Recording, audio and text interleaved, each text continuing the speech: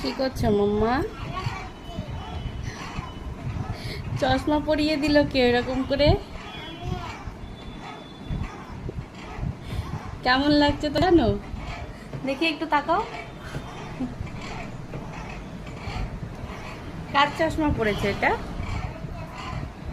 কার চশমা? দুষ্টু একটা, চশমা পরে গাড়ি চালাচ্ছে। তোমার গাড়িতে মিউজিক বাজাও, মিউজিক বাজাও গাড়িতে।